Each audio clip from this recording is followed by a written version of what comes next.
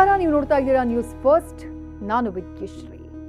PES ಶಿಕ್ಷಣ ಸಂಸ್ಥೆ, people's education society ಇವತ್ತಿಗೆ ಪ್ರತಿಷ್ಠಿತ ಶಿಕ್ಷಣ ಸಂಸ್ಥೆಯಾಗಿ ಬೆಳೆದಿರುವಂತಹ ಪಿಇಎಸ್ನ ಸಂಸ್ಥಾಪಕ ಖ್ಯಾತ ಶಿಕ್ಷಣ ತಜ್ಞ ಡಾಕ್ಟರ್ ಎಂ.ಆರ್. ದೊರೆಸ್ವಾಮಿ ವಿಧಿವಶರಾಗಿದ್ದಾರೆ. ತಮ್ಮ ಶಿಕ್ಷಣ ನೀತಿ, ಮಾರ್ಗದರ್ಶನ, ದೂರದೃಷ್ಟಿತ್ವದಿಂದಾನೇ ಹೆಸರಾಗಿದ್ದವರು ಡಾಕ್ಟರ್ ಎಂ.ಆರ್. ದೊರೆಸ್ವಾಮಿ. ಅವರಿಗೆ 88 ವರ್ಷ ವಯಸ್ಸಾಗಿತ್ತು. ವಯೋಸಹಜ ಕಾಯಿಲೆಯಿಂದ ಬಳಲ್ತಾ ಇತ್ತು.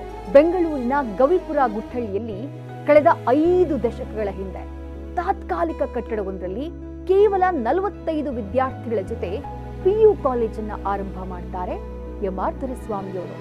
ಇವತ್ತು ಪೀಪಲ್ಸ್ ಎಜುಕೇಷನ್ ಸೊಸೈಟಿ ಪಿಇಎಸ್ ಎಂಬ ಬ್ರ್ಯಾಂಡ್ ಮೂಲಕ ದೊಡ್ಡ ಶಿಕ್ಷಣ ಸಂಸ್ಥೆಯನ್ನ ಕಟ್ಟಿ ಬೆಳೆಸಿದ್ದಾರೆ. 1972ರಲ್ಲಿ ಬೆಂಗಳೂರಿನಲ್ಲಿ ಬಾಡಿಗೆ ಜಿಮ್ನಾಶಿಯಂನಲ್ಲಿ 45 ವಿದ್ಯಾರ್ಥಿಗಳ ಜೊತೆ ಅವರು ಪಿಇಎಸ್ನ ಆರಂಭ ಮಾಡಿತ್ತು. ಇವತ್ತು ಕರ್ನಾಟಕ, ಆಂಧ್ರಪ್ರದೇಶ ಹೀಗೆ 3 ವಿಭಿನ್ನ ಕ್ಯಾಂಪಸ್ಗಳಲ್ಲಿ 18,000ಕ್ಕೂ ಹೆಚ್ಚು ವಿದ್ಯಾರ್ಥಿಗಳು ಶಿಕ್ಷಣ ಪಡೆಯುತ್ತಿದ್ದಾರೆ.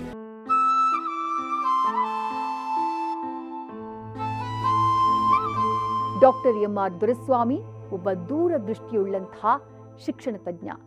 ಆಂಧ್ರಪ್ರದೇಶದ ಚಿತ್ತೂರು ಮೂಲದ ಎಂ.ಆರ್. ದೊರೆಸ್ವಾಮಿಯವರು ಹುಟ್ಟಿದ್ದು 1937ರ ನವೆಂಬರ್ 7ನೇ ತಾರೀಕು. ತಂದೆ ದಿವಂಗತ ಎಂ. ರಾಮನಾಯ್ಡು. ಅವರು ಓದಿದ್ದು MA BL ವ್ಯಾಸಂಗ.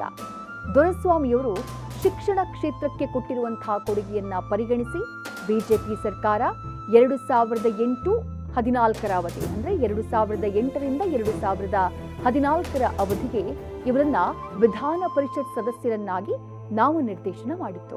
ಬಡ ಮಕ್ಕಳ ಶಿಕ್ಷಣಕ್ಕೆ ಆದ್ಯತೆ ಕೊಡಬೇಕು, ಶಾಸಕರ, ಸಂಸದರ ಕ್ಷೇತ್ರಾಭಿವೃದ್ಧಿ ನಿಧಿಯನ್ನ ಶಾಲೆಗಳ ಅಭಿವೃದ್ಧಿಗೆ ಬಳಕೆ ಮಾಡಬೇಕು ಅಂತ ಹೇಳಿ ಪ್ರತಿಪಾದಿಸಿದ್ದವರು ದೊರೆಸ್ವಾಮಿಯವರು.